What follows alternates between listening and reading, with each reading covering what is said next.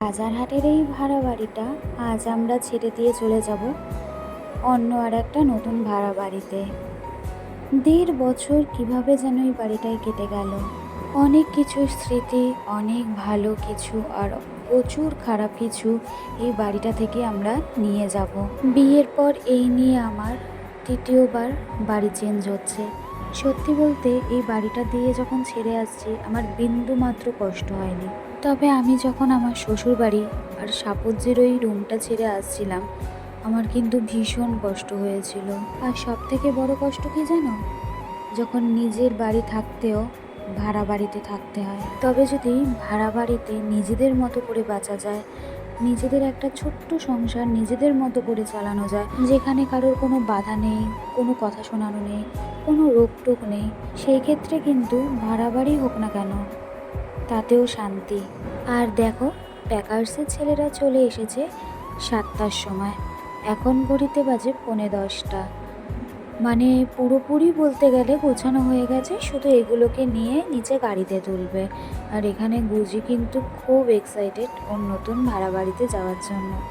ও মনে করেছে আমরা হয়তো সমস্ত কিছু জিনিস নিয়ে কোথাও ঘুরতে যাচ্ছি, মানে ওর ঠাম্মির বাড়ি যাচ্ছি। তবে যখন নতুন বাড়িতে এসেছিল ওর একটু মন খারাপ হয়েছিল। রাজারহাটেই আমার জামাইবাবুর এক বন্ধু থাকে, তো যাওয়ার সময় সে একবার আমাদের সাথে দেখা করে গেল। আর আমিও নিচে গেছিলাম, এতই গলা শুকিয়ে গেছিলো। ফ্রিজ তো চলছে না, মানে ফ্রিজ তো প্যাক করে গাড়িতে তুলে দেওয়া হয়েছে, তাই একটু ঠান্ডা কিনে নিয়ে এলাম। আর এখানে না প্রথমে একটা ওই ব্লু কালারের গাড়ি চলে এসেছিলো, আর এই হোয়াইট কালারের গাড়িটা আসতে অনেকক্ষণ লেট করেছে বলে তো তার জন্য আমাদের কিছুক্ষণ অপেক্ষা করতে হয়েছে। আর এই দেখো সেই বাড়িটা, মানে ফ্ল্যাটটা, আমি প্রথম দিন যেই অবস্থায় এই ফ্ল্যাটটাকে দেখেছিলাম তো সেই অবস্থাতেই আবার ফ্ল্যাটটাকে রেখে গেলাম। আর সঙ্গে করে নিয়ে গেলাম কাটানো সুন্দর কিছু মুহূর্ত। তো সমস্ত কিছুই একবার চোখ ভরে দেখে নিচ্ছি।